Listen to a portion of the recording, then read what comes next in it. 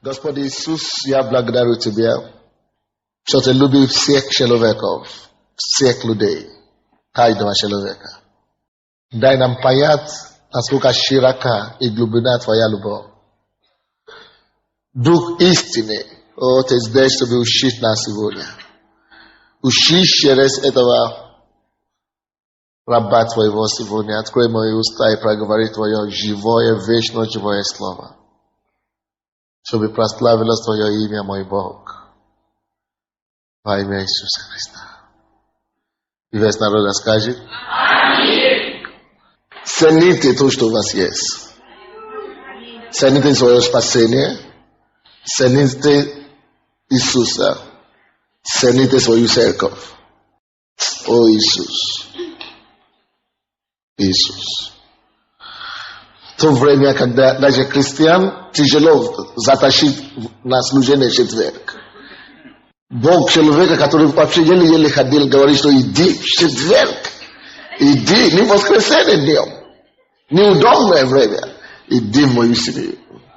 И я сидел там во время поклонения, я просто равно, и Бог мне сказал: позови этого парня, этого мужчину, послушай его. Бог это мне просто говорит: послушай его. И я послушаю его, и я теперь знаю почему. Потому что Бог не только ему говорил, но Бог через его говорит нам тоже. Не случайно Бог говорит: тот, кто делает добро, пускай продолжает делать добро. Тот, кто делает зло, пускай продолжает делать зло. Потому что день придет. И тот, который делает добро, не пройдет без награды. И тот, который делает зло, не пройдет без своей награды тоже. Не случайно Иисус говорил: то имеющий ухо да слушай, что Дух говорит церкви. Мы всегда говорим здесь, мы привыкаем к этому. Мы уже становимся обыденными для нас. Но Иисус просто говорил: имеющий ухо да слышит. Имеющий ухо да слышит. Имеющий ухо да слышит. Кто не имеет ухо, пускай они уходят в мир, пускай они наслаждаются с дачами, с картошками, но мы будем в доме и в семье Господа. Имеющий ухо да слышит. Не каждому от Бог проговаривает на уши громким голосом, что иди в мой дом. Не каждому. Большинство Бог говорит именно так, через проповеди. Но цени то, что у тебя есть. Держи крепко за Иисуса. Тогда я понимаю, почему Иисус говорит: если даже ухо твое, если око твое, глаза твои хотят тебя увлечь от Бога, то выкопай лучше. Если у тебя нога мешает, то отруби ногу вообще. Потому что Бог знает. Видите, он видит свою жену, но он говорит: кошмар какой-то, умершую жену. Когда человек живет без Христа, умирает без Христа, это катастрофа, дорогие мои. Это катастрофа, я говорю. Не дай Бог. Господь, помоги нам. Я даже не знаю, как начать свою проповедь больше. Господи Иисус, я благодарю Тебя, что Ты любишь всех человеков, всех людей, каждого человека. Дай нам понять, насколько широка и глубина Твоя любовь. Дух истины, Ты здесь, чтобы учить нас сегодня. Учи через этого раба Твоего сегодня. Открой мои уста и проговори Твое живое, вечно живое слово. Чтобы прославилось Твое имя, мой Бог. Во имя Иисуса Христа. И весь народ скажет: Аминь. Я сегодня имею побуждение прочитать такую проповедь, которая мне не нравится спорить с людьми, и мне не нравится читать такую проповедь. Вы знаете, когда проповедники по-разному проповедуют, правда? Проповедники разные могут проповедовать об одной и той же истине, но каждый имеет свой подход. Есть проповедники, которые только просто разговаривают с аудиторией. Есть проповедники, которые, как бы спорят с аудиторией. Есть проповедники, которые провозглашают аудиторию. Есть проповедники, которые учат и разъясняют аудиторию. Jest propowiedniki, które filozofskie. Filozofskują sodytory. I ja nie lubię takie rzeczy. Ja просто люблю провозглашать и расистные слова. Но сегодня не придется философствовать чуть-чуть. И ступить, и проповедовать как аргументативно. Аргументативно. И это полезно вам будет. Вообще сегодняшнее служение будет вам полезно. Особенно это будет полезно для ваших неверующих родственников и друзей. И для вас, чтобы вести разговор грамотно. И чтобы вы могли стоять за то, что вы верите. Сегодня я проповедую на тему «Почему христианство и почему Христос?» Почему христианство, почему Иисус Христос? Почему христианство, когда есть так много религий? Почему Иисус Христос, когда есть Будда? Почему христианство, когда есть ислам? Почему Иисус, когда есть Магомед? Почему христианство, когда есть индуизм? Почему Иисус, когда есть множество богов? Почему христианство? Почему Иисус? Когда вы разговариваете, особенно так называемой интеллигенцией или элитами общества, с людьми, которые думают, что они что-то понимают, с людьми, которые даже хорошие в своих намерениях, с людьми, которые желают мир на этом планете, с людьми, которые видят себя как образованными и уразвенными. Вы говорите им, Иисус есть путь. Когда вы говорите им, что вы христианин, и что Иисус есть единственный путь. Когда вы говорите им, что христианство это есть путь спасения. Люди не понимают вас. Я знаю, что я говорю. Люди говорят, мы не можем ходить к вам, потому что вы говорите только Бог, только Христос, Христос, Христос. А что мусульмане скажут? Как наши мусульмане? Как наши другие? Давайте лучше. Они думают, что они прогрессивные.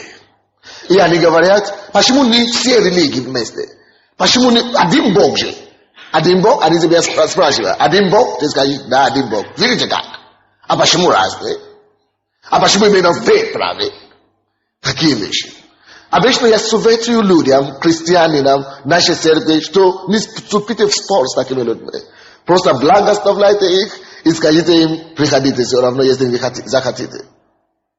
Но сегодня я хочу объяснить вам некоторые истины, потому что есть некоторые из этих людей, которые на самом деле искренне в своих поисках.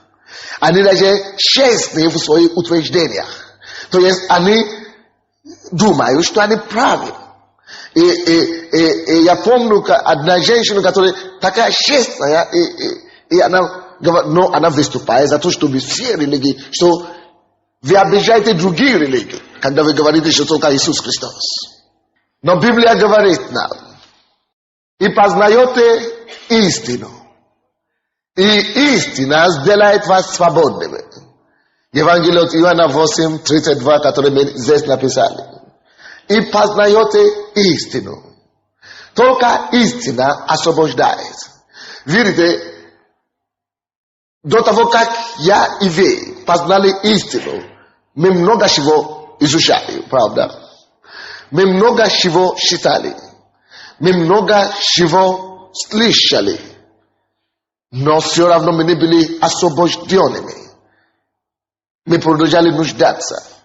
И поиск истины продолжался.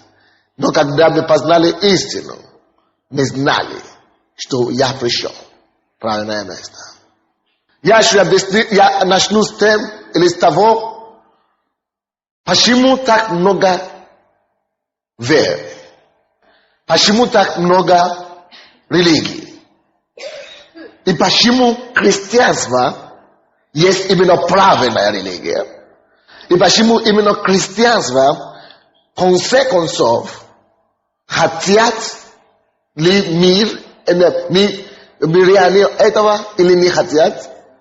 Si on avno Christiansva stanit glaves mi sherelege. Iye dime pas letspe. Ve iya besnu vam. No davaitis nashala ya besnu vam pashimutak noga razne relege. Biblia говорит нам, Деяния апостолов 17 главу откройте. Деяния апостолов 17. 26 по 27 стихи. 26, 27. Давайте пойдем в историю человечества. 17, 26. Деяния апостолов. Я считаю. От одной крови Он, то есть Бог, произвел весь род человеческий для обитания по всему лицу земли, назначив предопределенные времена и пределы их обитания. Библия говорит нам, что весь род человеческий Бог произвел с одной крови, с одной крови. С одной крови. Разные цвета кожи, но одна кровь. Разные цвета волосов, но одна кровь. Разные фигуры, разные территории, разные пределы, разные государства, но кровь одна. С одной крови Бог произвел весь род человеческий и определил им границы, где жить какой народ. И времена определит для них. Времена, когда они должны познать истинного Бога. Дальше, 27 стих. Дабы они, послушайте, Бог произвел весь род человеческий, в который входит разные народности, племена с одной крови, а потом по племенам, по народностям. Он определил им, Библия говорит нам, границы и пределы их обитания. На 26 стих. Бог положил все разные континенты, разные территории. И Библия говорит нам цель, почему он это делал. В 27 стихе. Дабы, или вернее, чтобы они искали Бога. Чтобы они искали Бога. Не ощутят ли Его, или найдут ли, хотя Он и недалеко от каждого из нас. Бог недалеко от нас. Бог есть Дух, и Он вездесущий. Если ты закроешь свои глаза, ты можешь представить себе и видеть Иисуса возле себя. Он возле меня, Он со мной. Если бы не Он, я бы не стоял говорить с вами здесь. Он здесь. И Он говорит мне сейчас, прямо сейчас. Аллилуйя. Я слушаю Его голос постоянно. Я знаю, что у кого-то сейчас болит поясница, левая часть поясницы. У кого-то болит плечо, в этой части плечо, правой стороны. Бог говорит постоянно. Бог недалеко от нас. И Бог, почему он это говорит? Потому что он очень поможет, он очень исцеляет. Но когда Бог поставит народы в разных пределах и территорий, чтобы они искали Бога, не ощутят ли Его и не найдут ли? Алло? Вот это и есть причина, почему так много религий. После того, как Бог создал человека, человек Адам имел общение с Богом. Потом грехопадение пошло, так? И после грехопадения люди начали жить, как они хотят. Но все еще жили в одной территории. Так? Но Бог распределил и разные территории после чего, после попытки человека построить башни Вавилонской. Аминь. Тогда Бог разделил их языки и положил их в разные территории. И приспособил каждого народа к этой территории, к этой земле, чтобы они могли жить соответственно климате и так далее. Аминь. No, zdal im się одно общее задание. Одна общее задание. Сколько заданий? Одна. Одно задание. Какое одно? Искать Бога. Если вы посмотрите весь мир, даже самые элементарные народы, самые остальные бушмены, или как их называют в Африке, или люди, которые в джунглях живут в Латинской Америке, или в Европе, или везде, люди имели одно это общее, потому что Бог это поставил перед ним как одна задача. Что это? Все народы абсолютно имели общее то, что они какими-то способами искали Бога, достичь Бога.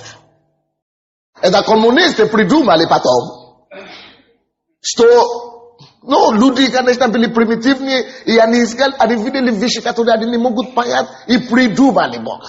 Что, как они могут придумать Бога, они что, консультировались вместе с друг другом. Почему именно все придумали Бога? Разные имена, но почему именно все приходят к решению, что именно Бог есть? Почему они не придумали что-то другое? Все придумали Бога. Но это ложь, это потому что они не читали Библию. Они читали, но не дошло до них. Они же не понимают, не спасены. Дух Святой же не открыл, у них же вообще Духа Святого нет. Так что можно понять коммунистов. Ничего, это было уже прошло. Короче. Люди все искали Бога по-разному. И весь народ, все народы земли имели общее, это общее. Потому что Бог дал им именно эта задача, как общая. Амин. Библия говорит, он поставил их в разные территории, в разные пределы, дабы они искали Бога. Поэтому многие находили Бога в разных формах. Потому что они искали Бога. Вы видите разницу? Дабы они искали Бога. Поэтому каждый находит себе Бога, что ближе ему. Кто-то находит Луну, кто-то находит Солнце, кто-то находит какого-то героя. Но Бог, они называют себя Бога. Аминь. Вот почему разные религии. И потому что Бог положил в человека желание искать Бога, должен быть какой-то регулятор, который должен функционировать в каждом человеке, чтобы он знал, что здесь вот он нашел его выражение Бога. И Бог положил в человека совесть. Алло? И поэтому почти все боги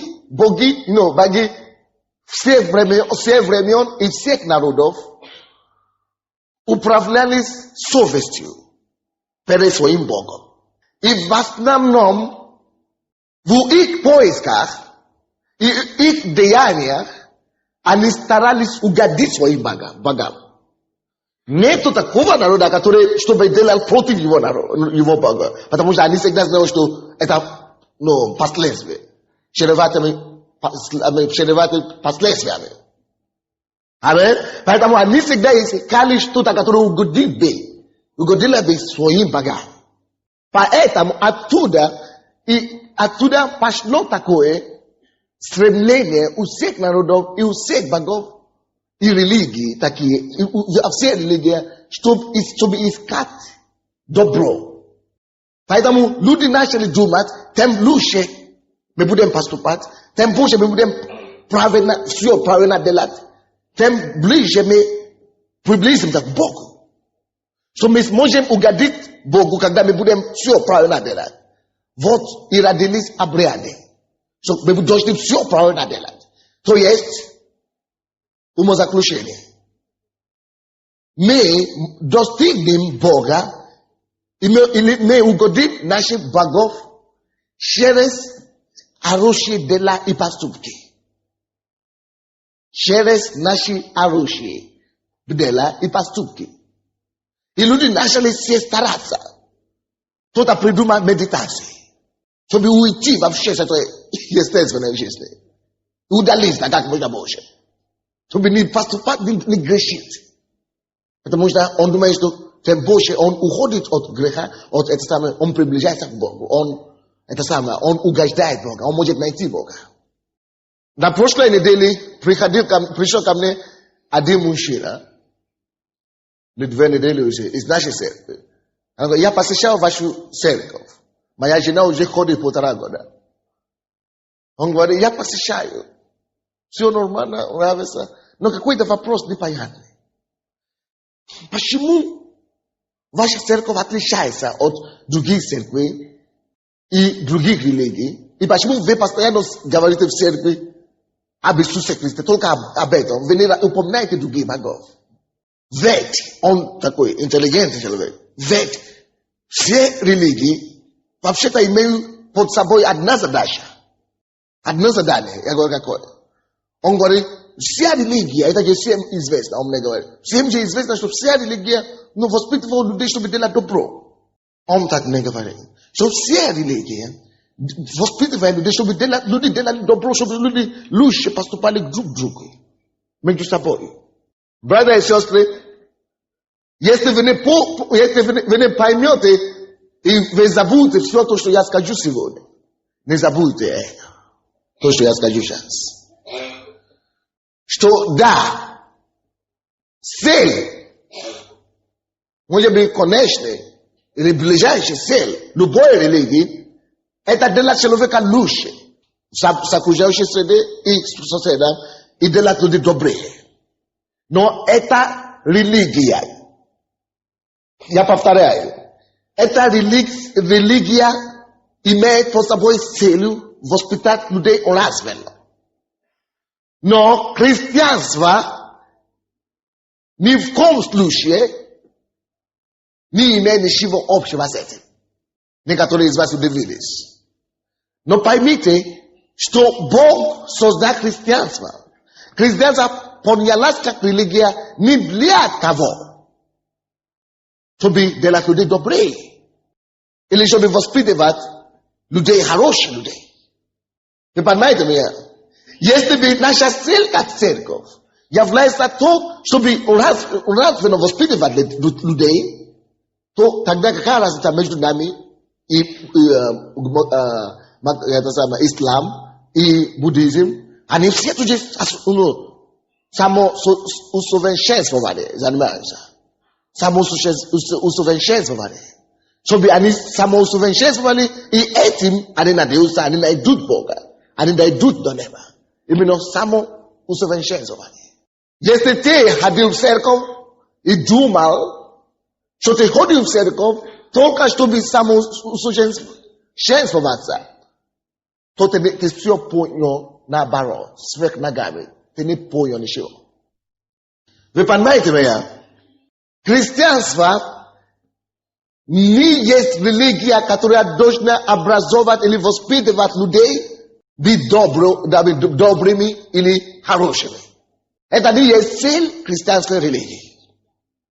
Да, все религии, потому что они искали Бога, имеют под собой цель, через хорошие дела, через поступки, приближаться к Богу и угодить Богу. Даже в одной религии, исламе, есть такое религия, даже очень во многих религиях, тем больше ты жертвуешь собою, или тем больше ты жертвуешь Богу, тем больше ты угождаешь Богу. Допустим, в исламе есть такое понятие, как джихад. Священная война. Если ты умрешь за Бога, или ради Бога, если тебя убьют на такой войне, или ты убьешь кого-то, ты ради Бога. Если ты ради Бога совершаешь любое злодеяние, значит, или тебя убьют, или ты автоматически попадаешь в их рай, получается. Вы понимаете, что я говорю? Потому что он вроде бы ради Бога и во имя Бога делает, совершает хорошие, благие дела. Потому что через дела они спасаются, получается. Через дела они достигают спасения, достигают Бога. Вот, когда это брат, это человек мне говорил, он уже брат сейчас, я сказал ему, в том-то и дело, путаница многих интеллигенций. И элита общества. Они говорят, давайте объединимся. Почему вы говорите только Христос? Почему вы говорите только... Все же, по сути дела, занимаются только одно и то же. Чтобы люди стали добрее, лучше. Это неправда. Христианство не занимается тем, чтобы люди стали добрее. Это заблуждение. Это заблуждение. Религия занимается этим. Но христианство нет. Чем же занимается христианство? Чем же христианство отличается от этих религий, которые этим занимаются? Очень просто, дорогие мои. Дело в том, что христианство как религия появилось после Иисуса Христа. Аминь. Как продолжение жизни Иисуса Христа. Правда? Аминь. До этого не было христианства. Поэтому очень много религий старее или древние, чем христианство. Вы знаете это? Что христианство это не самые древние религии? Потому что мы все, наши предки все, мы имели другие корни. Мои предки были язычники, они имели свои боги. И здесь на Украине тоже. Вы имели языческие религии здесь тоже. Аминь. То есть все имели разные, потому что до пришествия Иисуса Христа, или до рождения Иисуса Христа, Бог, мир упражнялся по одному закону, чтобы люди все искали Бога. Достигали Бога своими действиями. Включая иудаизм, откуда вышел, или вышло христианство. Потому что, поэтому Бог дал Моисею 10 заповедей. 10 заповедей должны были поступать, но определить действия и поступки людей, евреев. То есть, все равно их спасение зависело от дел их. 10 заповедей это делай то, не делай то, не делай то, и так далее. Но сегодня христианство не живет по 10 заповедей. Да, вы должны это понять. Но до христианства все религии мира искали Бога через свои дела и через хорошие дела, может быть. И через обряды и так далее. Но после того, как Иисус Христос пришел, посмотрите там же Деяния апостолов, которые мы читали только что. И давайте будем читать 29 по 30 стихи.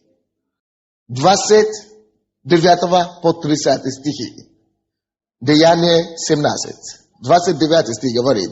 Итак, будучи родом Божьим, не должны думать, что божество подобно золоту, или серебру, или камню, получившего образ от искусства и вымысла человеческого. То есть люди через искусство, через вымысли рисовали себя и представляли себя образа своего Бога. Аминь. Это все было до христианства. Это было язычество. Люди через изображение, через рисунки, через искусство, потому что они не видят Бога, и они хотят представить как-то Его. Аминь. Но после Иисуса Христа, Библия говорит нам, итак, мы, будучи родом Божьим, не должны думать, что божество подобно золоту, или серебру, или камню, получившего образ. 30 стих. Очень важный стих. Отметьте себе это. Очень важный стих. Отметьте себе это. Итак, оставляя времена неведения, Бог ныне повелевает людям всем повсюду покаяться. Дело в том, что это этап времени.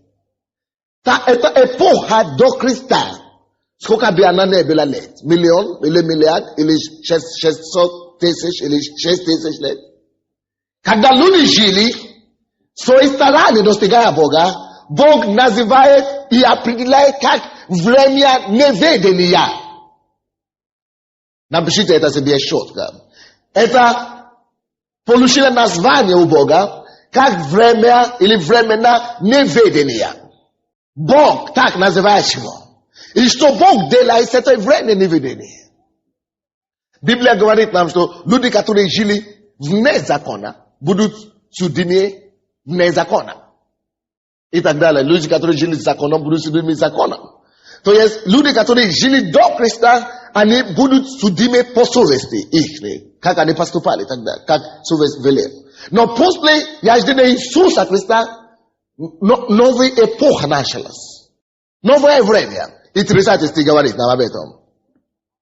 Итак, оставляя времена, что нужно делать? Оставляя времена неведения, что нужно делать со временем неведения? Оставлять. Поэтому каждый народ, кого Бог поместил на земле, должен оставить время неведения. Это после Иисуса. Поэтому Иисус говорит, что Он не придет, пока сие Евангелие не будет проповедано во всех народах. От Матфея 24:14. Потому что все народы должны слышать благую весть. Что теперь тебе не надо через свои дела достигать Бога, а Бог достиг тебя своей кровью. Поэтому, оставляя времена неведения, Бог, алло, вы слушаете? Бог ныне повелевает людям всем повсюду покаяться. Оставляя времена неведения, когда мои предки, когда я искал Бога, как я хотел. И у вас тоже были времена неведения, когда вы по-всякому искали Бога. Но Библия говорит, ныне, оставляя времена неведения. Бог, тот же самый Бог, который поставил все народы, чтобы они искали Бога в их пределах. Тот же самый Бог, ныне, повелевает, уже не говорит им искать Бога. Бог теперь повелевает всем народам покаяться.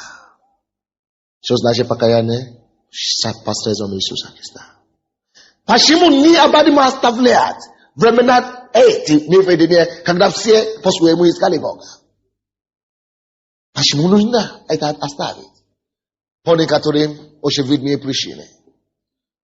Во-первых, Галатам 3, 10-11 стихи. Можно быстренько посмотреть.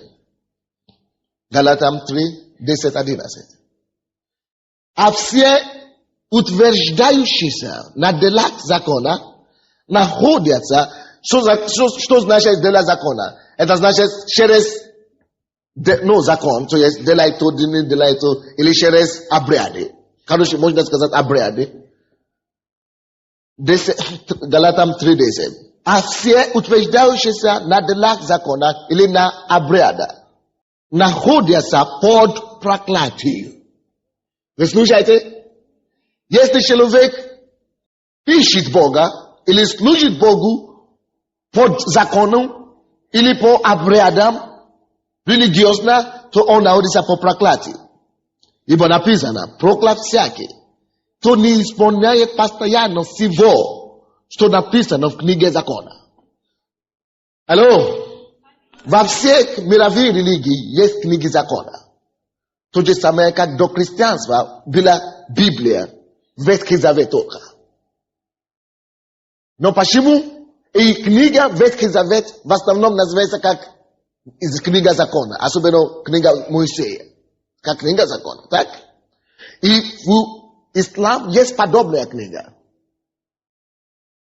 Что должны делать, что должны кушать, что нельзя кушать, и какое наказание за какое грех. В исламе, в буддизме, индуизме, кришнаите, как делать, что делать, это называется книга закона.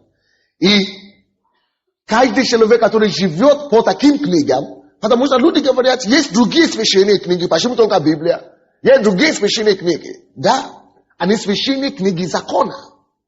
Хорошо. Хорошие книги. Ничего плохого там нету. В Ветхом Завете ничего плохого там нету. Если ты будешь делать все то, что там написано в Коране, если ты будешь делать все то, что там написано или в книге Кришны, или в буддизме, ты будешь хорошим человеком. Очень праведный человек. Вы слышите меня? Книга Закон очень хорошая. Но в этой хорошей в том-то и проблема, что человек попадает под проклятию, если он не сможет исполнять все, что написано в этой книге Закона. То есть, если ты не исполняешь все закон, весь закон, то ты попадаешь под осуждение, под проклятием. В том-то и дело, что никто не может исполнять весь закон. Вот поэтому посмотрите этот стих, 10 стих. А все утверждающиеся на дело закона находятся под проклятием. Ибо написано, проклят всяк, кто не исполняет постоянно всего, что написано в книге закона. А что законом никто не оправдывается перед Богом. Это ясно, потому что праведный верующий будет. Почему законом никто не оправдается? Потому что если ты согрешаешь в одном, ты грешишь во всем. А перед Богом грех есть грех. Алло? Допустим, возьмите ислам. Человек должен молиться 5 раз в день. 5 раз в день. Чтобы быть праведным. И люди это делают. Кто-нибудь был когда-нибудь в исламское государство? Исламское государство какое-то. Исламском государстве. Кто-нибудь когда-то поднимите вашу руку вверх. Били, да? Люди молятся постоянно, правда?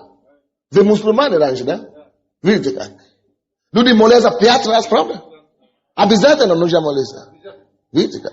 Если ты не будешь молиться, ты уже не то, ты уже не праведный. Даже некоторые случаи, при возможности, надо обязательно ехать в Мекку или куда-то надо ехать. В Саудовскую Аравию, если у тебя есть деньги или средства. Алло? И есть вещи, ты не должен делать то, не должен делать то, не это самое, не делать то. Если ты это не будешь делать все, ты уже все. Нет гарантии, что ты будешь это самое. Ты будешь Богом. И в буддизме, и в христианстве то же самое. Ты должен заниматься медитацией. Ты должен сидеть как-то. Ты должен как-то что-то делать. Потому что это закон, книга закон говорит так. И у всех есть книги закона. Но проблема в том, что проклят всяк, кто не исполняет постоянно всего, что написано в книге. А Библия говорит нам, Иаков 2:10. Можно быстренько посмотреть, если вы хотите. Иаков 2:10. Кто-то скажет, откуда ты знаешь? Почему ты знаешь, что там написано? Потому что Библия, Ветхий Завет, тоже был то же самое раньше. Мы тоже были такими раньше. Пока Бог нам не открыл. Иаков 2:10. Кто соблюдает весь закон и согрешит в одном чем-нибудь, тот становится виновным во всем. Вы слышали? Просто еще раз. Кто соблюдает весь закон и согрешит хоть в одном чем-нибудь, тот становится виновным во всем. Но продолжай стараться. Продолжай стараться. И люди продолжают стараться на самом деле. Люди строят свои отношения в своей религии на старании. Поэтому они становятся более хорошими. Но признают, возьми любого мусульмана, что ты спросил у него, ты святой? Он говорит, как это? Нет. Или ты праведный? Нет, ты что? Я стараюсь.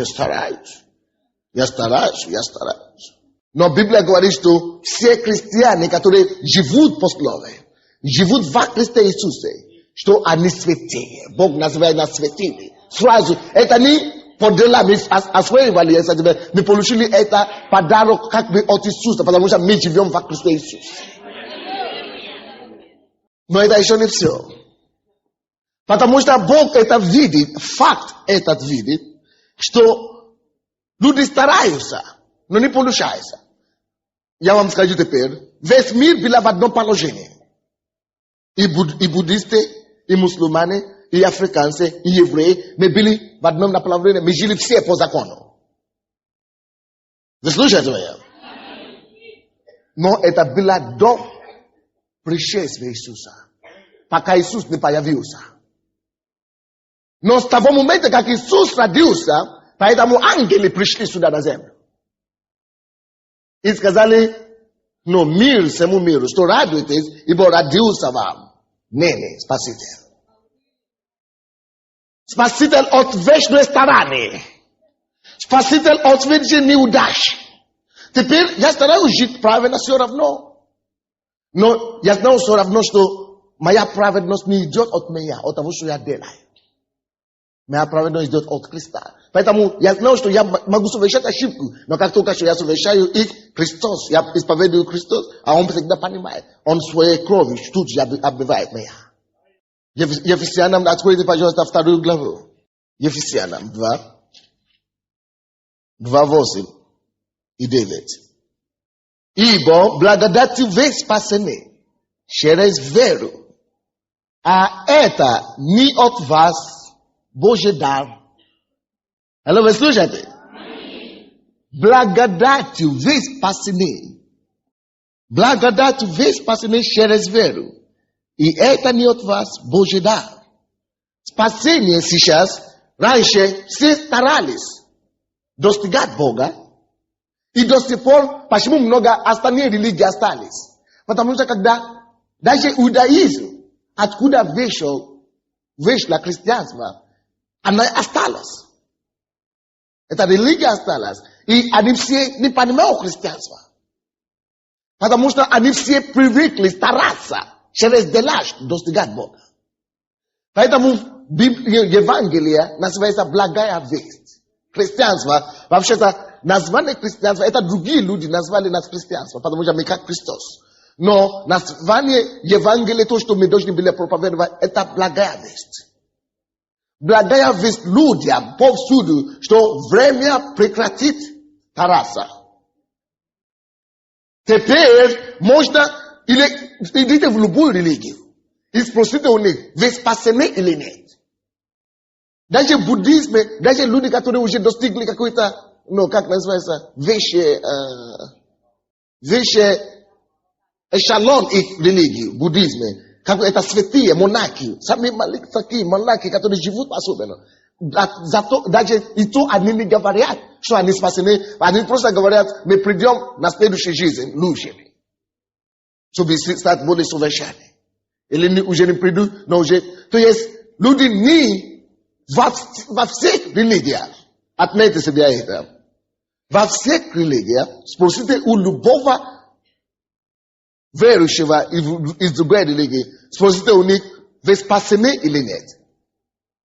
Они скажут, что значит спасены? Потому что они не надеются спастись, пока они не попадут на небо.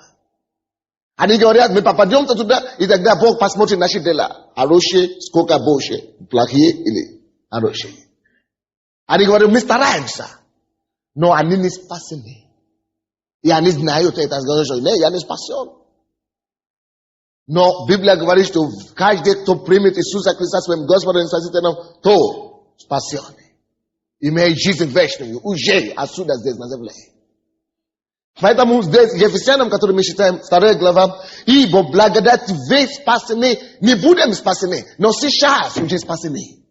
Благодатью, это Божий дар, через веру. Это не от вас Божий дар. Потому что от вас ничего не выйдет. Божий дар. Как вы думаете, мусульмане, они служат Богу, ищут Бога. Да?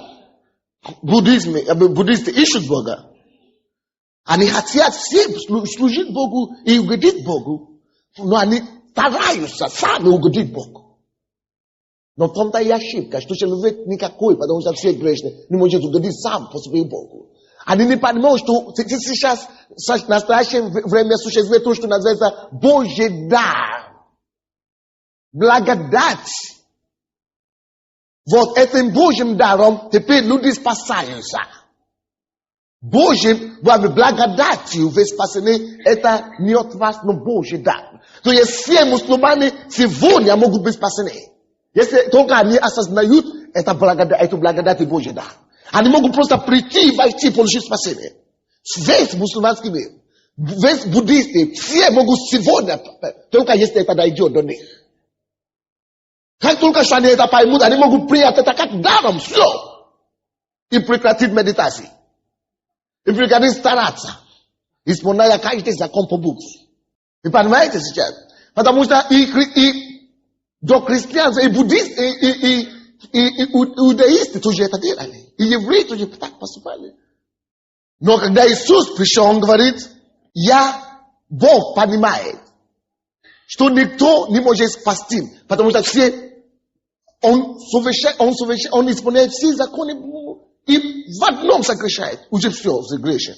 Поэтому Бог говорит, что я вижу, что никто из вас не сможет выдержать.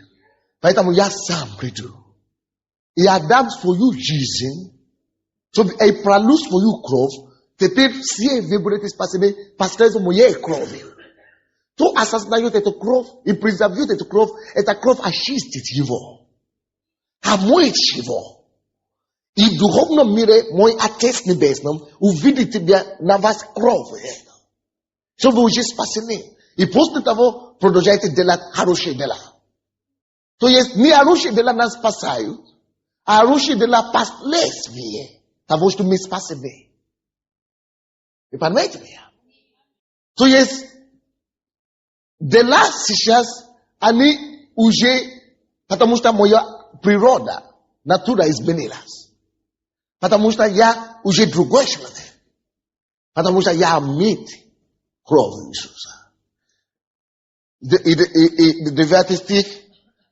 Не отдел, чтобы никто не хвалился. Поэтому наше спасение и спасение любого человека, любой человек, кто спасется, не спасется отдел. Потому что Бог не хочет, чтобы никто не хвалился. Вы понимаете? Бог не хочет, чтобы кто-то хвалился. Поэтому Он никого не спасет отдел. Потому что Он что-то делает хорошее. Бог может спасти человека сейчас через дар, который Он уже дал. Через Иисуса Христа, который уже... Видите, раньше мы старались угодить Богу, так? Через наши дела, через нашу смерть, через наши жизни, жертвы и так далее. А теперь Бог говорит, что сейчас вы прекратите искать меня. Я ищу вас. Прекратите умереть ради Бога. Но сейчас я умер за вас. Аминь. Вот почему христианство. Аминь. Но это еще не все. Теперь почему Христос? Очень просто. Христос есть уникальная личность, который здесь жил, когда-нибудь жил здесь на земле. Христос, Иисус Христос, из всех религиозных вождей, единственный, кто не родился от человека, от мужа, от мужчины или женщины. Иисус Христос родился от Духа Святого. Через Деву, но его Отец был Дух Святой. И даже в Исламе написано так, в Коране. Это потому что, вы знаете почему? Потому что кровь переходится от отца на ребенка. Поэтому надо, чтобы кровь перешла не греховная кровь, а чтобы чистая, которая идет от Бога. Поэтому от Духа Святого кровь перешла на Иисуса. Он был возрожденный, чистый, безгрешный. Почему Христос? Потому что Он есть Бог, который пустился на землю. А возьмите любого другого вождя. Будда был нормальным человеком, молодым человеком, который жил он очень праведный человек, имеет хорошую совесть. И как я читал историю просто. И как он стал таким человеком, он ненавидел беззаконие, которое творилось в обществе вокруг него. И он ушел на гору, молиться, искать Бога. Через медитацию и так далее. И получил книгу, написал эту книгу, которую он писал, как закон. Занимался медитацией, и помогал. Это было до христианства. Вы слушаете меня? И он получил эту книгу Будды, как у них есть. Это то же самое, как Моисей получил. Если сравнить Будда или Магомед с кем-то, может быть, с Моисеем можно сравнивать. Все другие религиозные вожди, но не с Иисусом. Иисус слишком уникальный. Он родился просто как любой человек. Он сам был грешный. Он видел, что он грешный, и решил очистить себя. И после этого, когда он видел, что его жизнь стала лучше, он начал другим помогать стать лучше. Магомед тоже видел, что идолопоклонство было вокруг него. И начал идти против этого идолопоклонства. И начал вести войну и так далее. И оттуда он совершенствовался и стал проповедовать тоже. И вообще-то кто-то, некоторые справочники говорили, что Магомед раньше был проповедником христианства, а потом отступил. Поэтому у них только Ветхий Завет, а не Новый Завет. Поэтому опять упал в закон. И понимаете, эти все люди родились, как ты и я. А если мы родились от людей, значит, кровь греховная в нас, Адам в нас. Природа Адама в нас. Значит, мы все еще грешные. Вы слушаете? Поэтому они вообще не сравнимы с Иисусом Христом. Поэтому, если человек разумный, зачем не следовать за человеком, который рожден от Бога, или за человеком, который рожден от человека, как я? Зачем не следовать? Конечно, за Богом. Это с одной стороны. Посмотрите, это на их рождение посмотрели. Но сейчас посмотрим на их жизнь. Никто из них, из всех других религиозных вождей, не сказал, что он жил безгреховный, безгрешный. Или что он безгрешный. Никто не заявлял это из них. Все всегда осознали, что мы грешные, но мы усовершаемся, мы устремимся, мы ищем Бога и так далее. Все религиозные вожди, все пророки. Вы слушаете? Но Иисус Христос пришел и с первого дня начинает заявлять, что я пришел, чтобы победить грех. Не просто в своей жизни, но в жизни всех людей, которые уверовали в Него.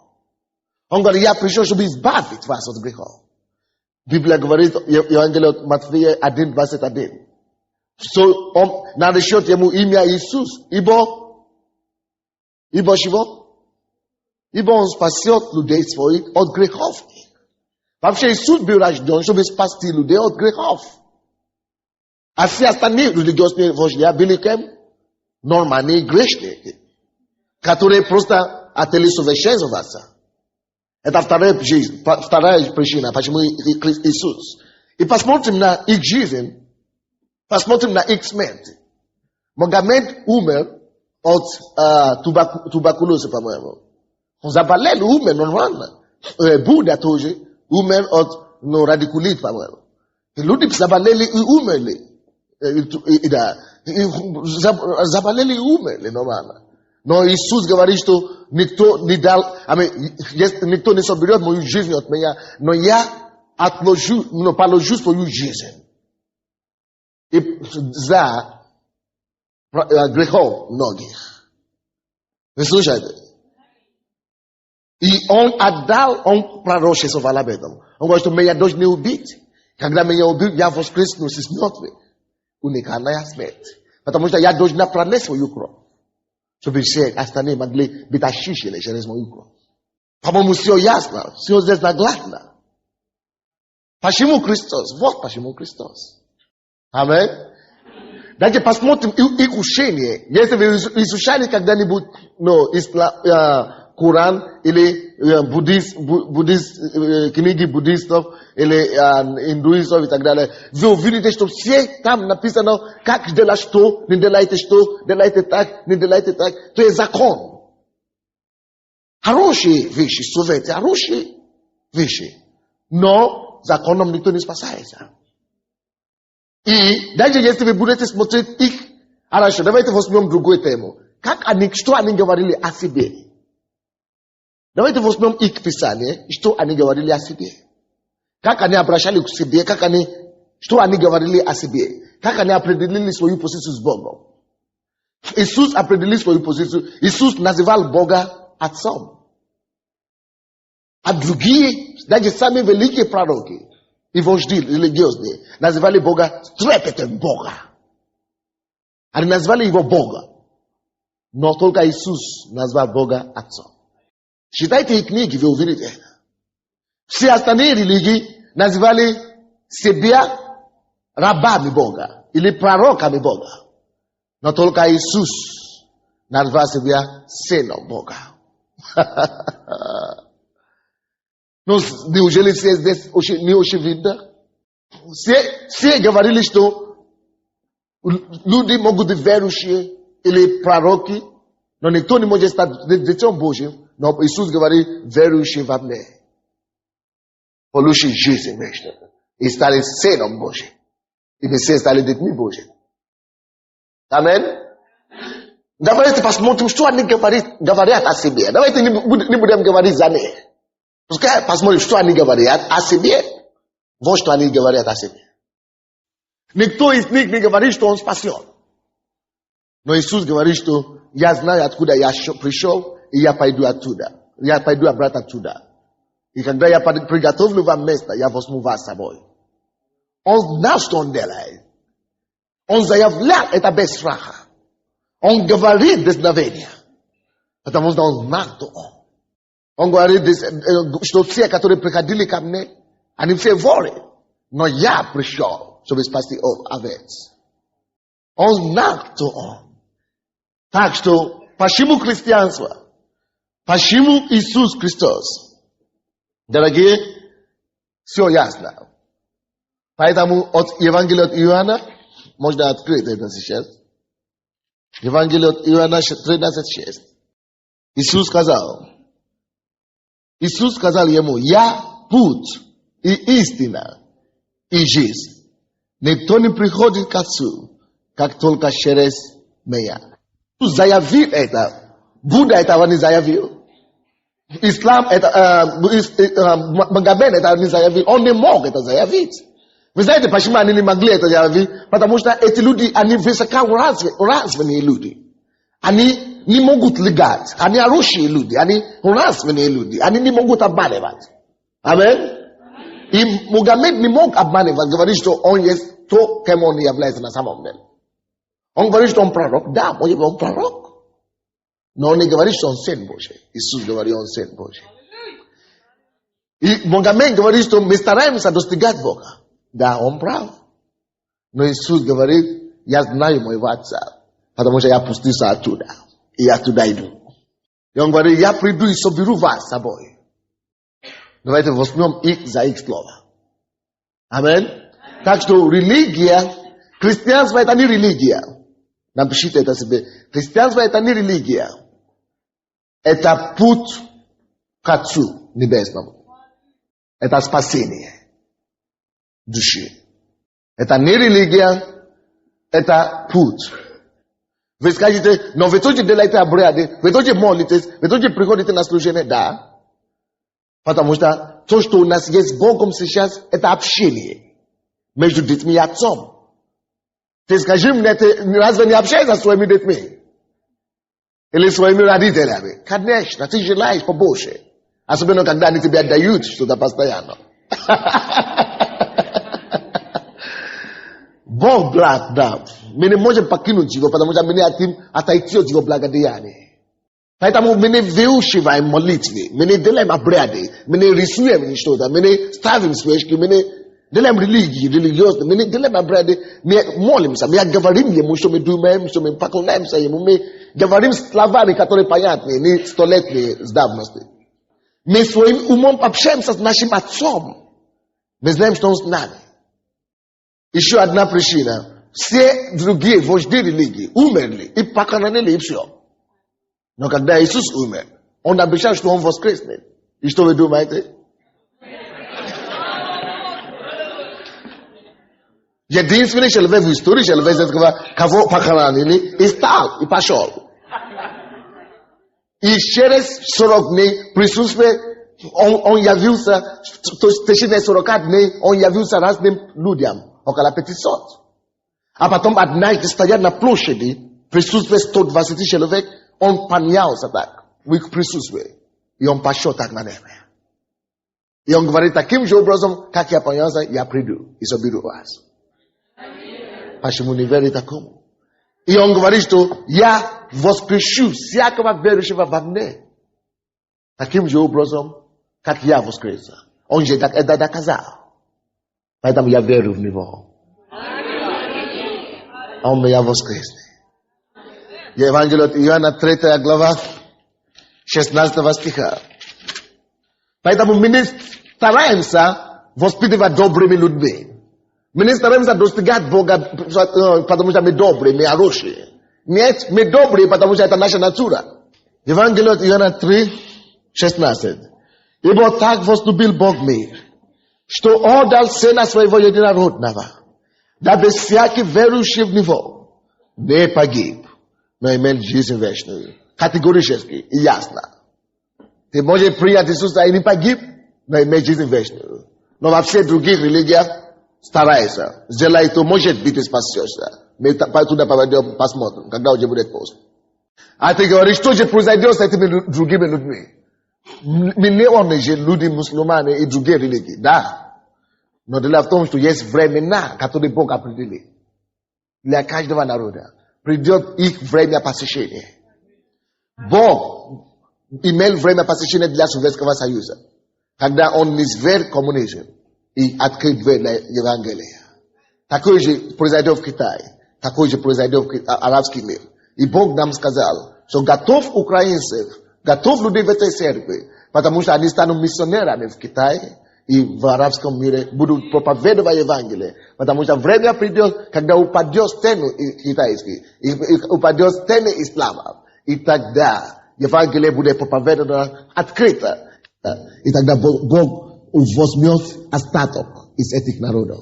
Из всех народов люди будут спасены. Даже до этого, до того, как дверь откроется, через сверхъестественные пути он приводит мусульманам. Он спасает их в Америке, спасает их на Украине, спасает их повсюду. Аминь. Так что, когда Иисус с ними случится, они услышат Евангелие и будут спасены. Аллилуйя. Не переживай за них, переживай за твою душу. Бог имеет для них время. Библия говорит, ибо так возлюбил Бог мир, что отдал Сына Своего Единородного, дабы всякий верующий в Него не погиб, но имел жизнь вечную, ибо не познал Бога Сына Своего в мир, чтобы судить мир, но чтобы мир спасен был через Него. Верующий в Него не судится, а неверующий уже осужден, потому что не уверовал во имя Единородного Сына Божия. И последнее то, что я скажу. Иисус говорит, я пойду физически, но я буду с вами одновременно. Потому что Он есть Дух. И сейчас вы есть живые доказательства, что Иисус жив. Потому что Он живет в вашем сердце. И доказательства, что Он живет, Он говорит, всякий верующий в Меня будут делать дела, которые я делал. Потому что Он живет в вас, Он сам будет сам производить эти дела через вас. Вы знаете, что Иисус живет в вас? То это значит, что Иисус живет в Его сердце. Вы приняли Его? Так что таким же образом, как Он живет в вас, вы можете ожидать и сказать Ему, чтобы Он начал жить Его жизнь через вас. Чтобы Он начал проявлять Его качество, Его святость, Его праведность, Его чудеса и знамения через вас. Изучайте Его, подражайте Его и дайте Ему, видите Его возле себя. Представляйте Иисуса всегда и дайте Ему жить через вас. Павел говорит, и уже не я живу, ибо жизнь, которую я живу сейчас, это жизнь Сына Божьего, который умер за меня и дал мне жизнь. Это уже не я живу, но Христос живет во мне. Так что ты отступи Ему место, отодвинь себя в сторону и дай Ему проявляться через тебя. Уже не я живу. Каждый день ты должен это говорить. Иисус, живи через меня. Прояви свою жизнь через меня. Все то, что ты делаешь здесь на земле, делай через меня сегодня. Аллилуйя. Почему христианство? Потому что христианство это больше не старание, это konec religii. Eta konec staranie człowieka do Boga.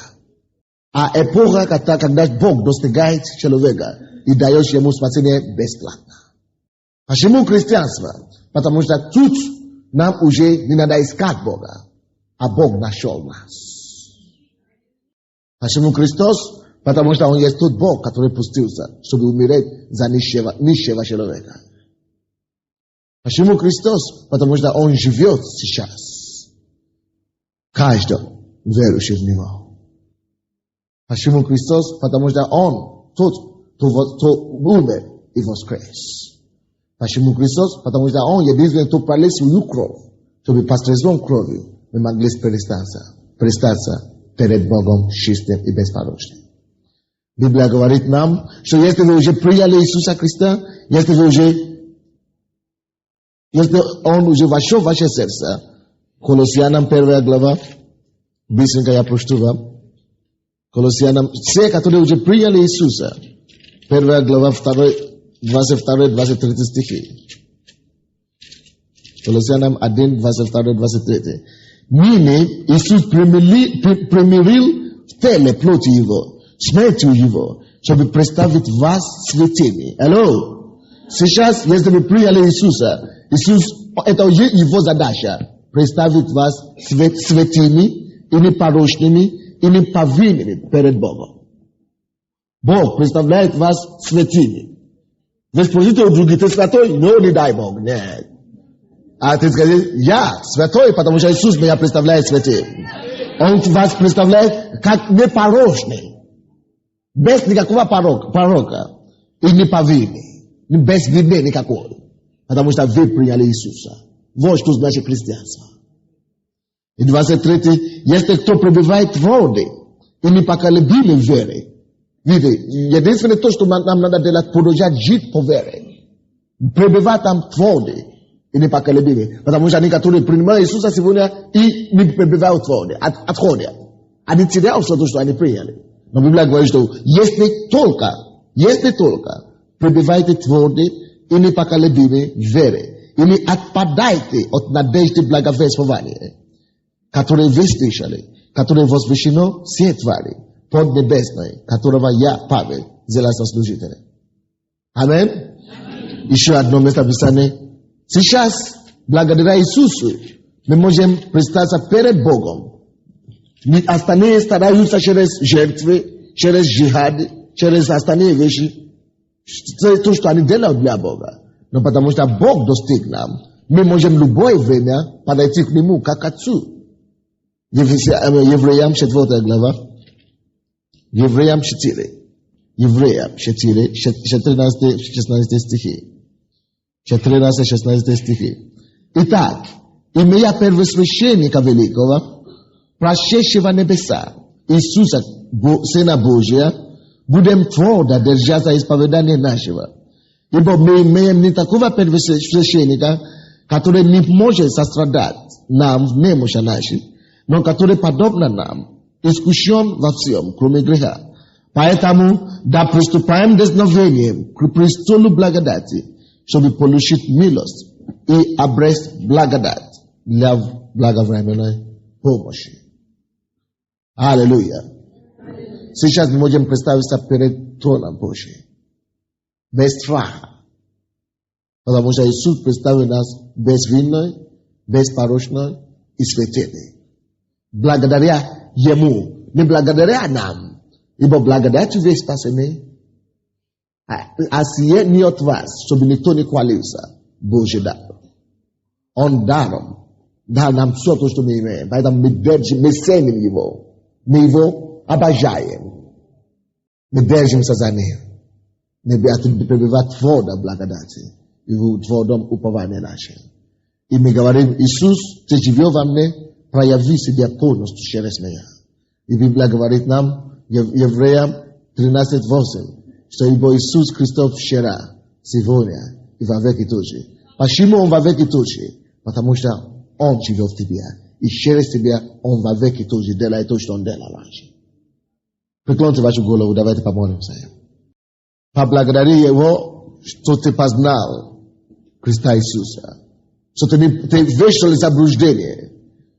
Библия говорит, что времена неведения прошло.